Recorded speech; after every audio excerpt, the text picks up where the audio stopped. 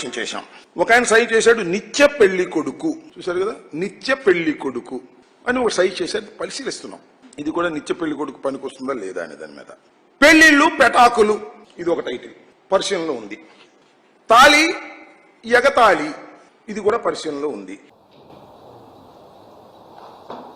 పవన్ కళ్యాణ్ 2 చెప్పులు చూపిస్తున్నా, నీకన్నా పెద్ద మొగోడిగా అప్పుడు నేను 2 జాగ్రత్త, మక్కిలు ఇరిగిపోతాయి. ఈ సొల్లు మాటలు ఏం చెప్పలేనా, నువ్వేనా చెప్పేది? బుస మాటలు సొల్లు మాటలు చెప్పులు ఇరిగితే మైకిలు ఇరిగిపోతాయి. అది పెద్ద పోటుగాళ్ళలాగా చెప్పుకున్నావు మాట మాటకి. నీ ఆఫీసులో కూర్చుని, నేను నా ఆఫీసులో కూర్చున్నా, అన్ని ఛానల్ కెమెరాలు ఉన్నాయి, నేను చెప్పులు చూపించా.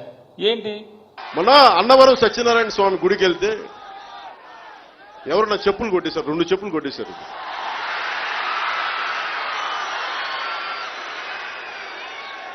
చెప్పులు లేకపోతే జుబ్బా వేసుకుంటే బాగుండదు కదా, కుర్తా వేసుకుంటే బాగుండదు కదా, ప్యాంటు షర్టు షూ వేసుకోవాలి.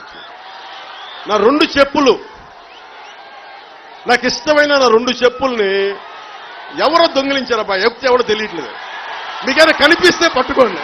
ఒక్క ఘాటికి చెప్పు దెబ్బని వీళ్ళ ఐదుగురికి మీరు కొట్టేటువంటి చెప్పు దెబ్బకి మూతి పగిలిపోయి ఇంకొకసారి ఈ ప్రాంతం ఇంకా చూడాలంటే భయపడేటట్టు చేయమని చెప్పి మీ అందరికీ కృష్ణా గుంటూరు 4 కోట్ల మంది ఓటర్లు ఉన్నారు.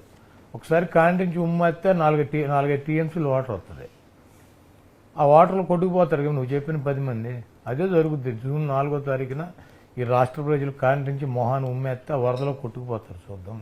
ఇటువంటి ఉడతూపులకి చింతకాయలు రాలో జగన్మోహన్ రెడ్డి గారిని బెదిరించగలిగినాడు కానీ జగన్మోహన్ రెడ్డి గారిని భయపెట్టగలిగినటువంటి మగాడు ఇంతవరకు ఈ భూమి మీద పుట్టలేదని చెప్పి నేను పవన్ కళ్యాణ్కి కావచ్చు, మీ ఇష్టం జగన్మోహన్, మీకు జీవితకాలం టైం ఇస్తున్నా.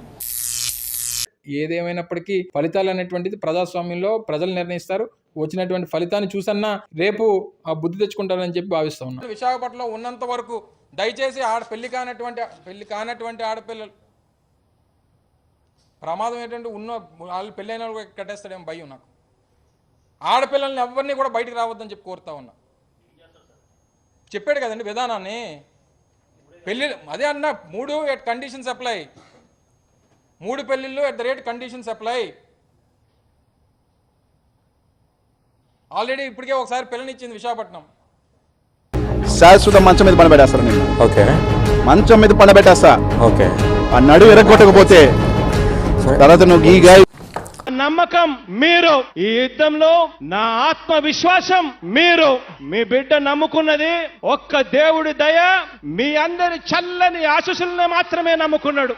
మీ అందరితో కూడా ఒకటే కోరుతా ఉన్నా, మీ ఇంట్లో మంచి జరిగిందా లేదా అన్నది ఒక్కటే కొలమానంగా తీసుకోండి. మీ ఇంట్లో మంచి జరిగి ఉంటే మీ బిడ్డకు తోడుగా మీరే నిలవండి.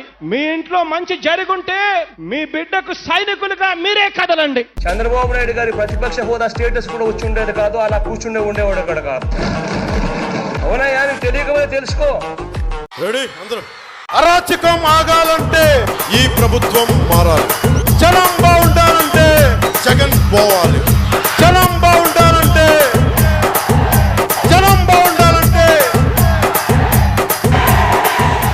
సరిపోవట్లేదు. ఇదే మన నినాదం, మన ఎలక్షన్ల నినాదం ఇదే.